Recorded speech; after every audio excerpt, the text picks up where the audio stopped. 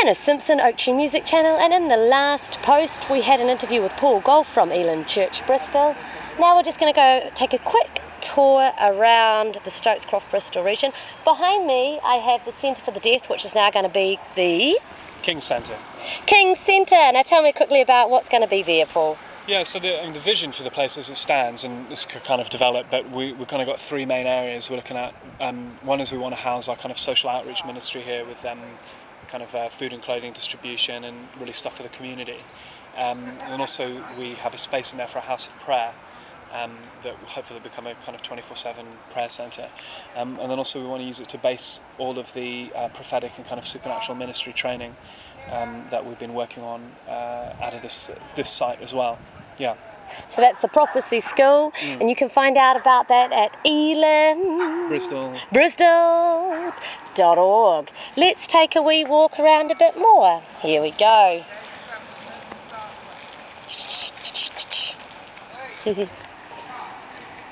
So, coming up here I have a little sign that says Stokes Croft. For those of you who don't know the area, it's called Stokes Croft, and it's kind of the real hip sort of art, kind of like vagabond bohemian area of Bristol here. Lots of music, lots of excitement. There it is, Stokes Croft, that's the sign there. And we've got King Square, that's where the place is. If you're coming to the area and you want to find it, look up King Square on your map. Over here on my left I have the Compass Project. Tell me about that, do you know? Yeah, this building was built by Elim originally, and it was a place to kind of, it was like a place to house people who were kind of recovering from addictions and things. They sold it, I'm not sure when, but it's either council run or charity run now, I'm not sure. But this is the Elim Centre here. Here we are, Elim Centre. We've still got our old name up, which was Elim at Bristol, and we're now called, it's now called E5 Church. We've just not had time to get the new signs put up. Okay, why the name change? Well, at E5 we wanted to reflect. I'm ringing. He's just going to get his call and I'll just keep chatting. Okay. Or he's going to get this. Wanted to reflect. In fact, you can look in the window, you can see we've got our new logos up there. We wanted to reflect the fivefold ministry. It's the apostles, prophets, pastors, teachers, evangelists in the structure of the church. So that's why it's called E5. And also part of the vision is that we feel God's told us to operate in 5 campuses. So this is our centre, and we've got one in Knoll West, in Portishead, and in Kingswood in Bristol as well.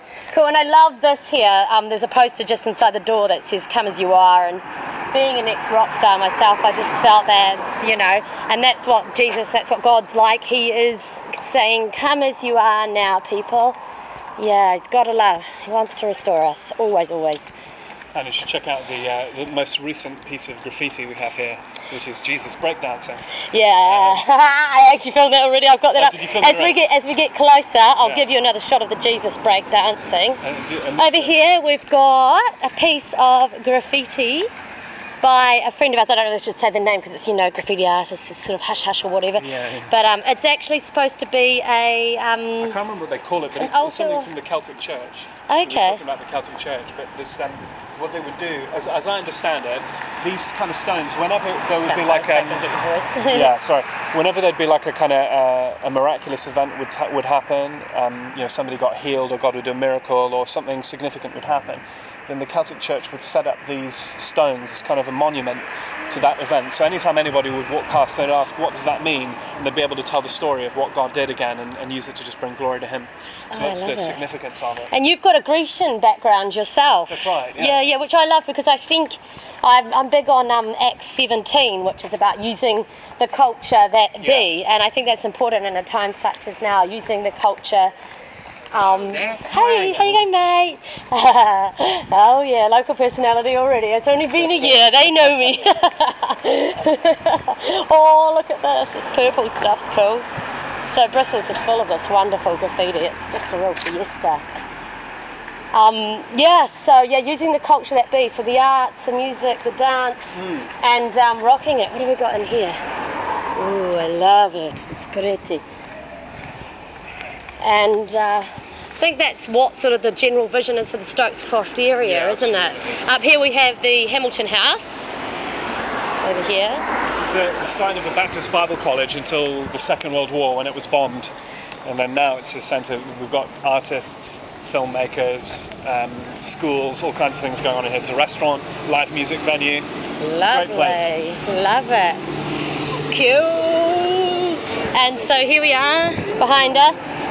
There it is, Jesus doing a break dance. You could break dance with Jesus there, Paul. Yeah, I didn't do that move. No, neither could I don't think, but I do have some circus buddies who could. I do. I had this kind of delusion that I wanted to be in the circus actually and do a pop act for young people, and it's all about God and oh yes, but I wasn't quite fit enough to get in. But then God done a bunch of other different things with me in the UK. So it's great. Here it is, Hamilton House, the old Baptist Centre, and it's now the Artist Centre here in Bristol, and that's the Jesus break dancing. You have got to love that. What else have we got down here that's reference point? Significant. We've got a lot of the Love Bristol guys in here. Love Bristol is another church here. It's the Woodlands Baptist Church, and that's, how do they find that one? Elam's on Jamaica Road, so if you're in Jamaica Bristol, Street, Jamaica Street. And for the Love Bristol, it's up kind of off-white ladies, how do I say? Yeah, well I mean they're right here at the Hooper House Cafe. Hooper House, which is coming up here on the left. My lovely South African friend Pam works there. Beautiful stuff.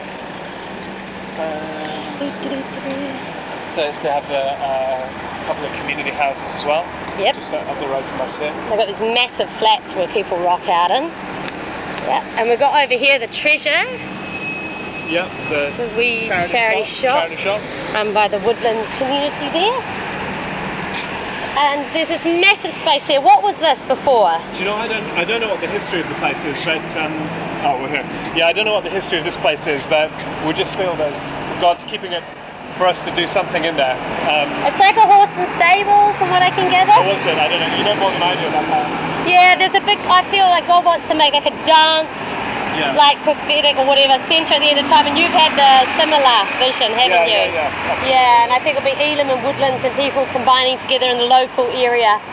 So yeah, if you're on that vibe, come together now, people, and you contact Elam or Woodlands through the different websites and places I said.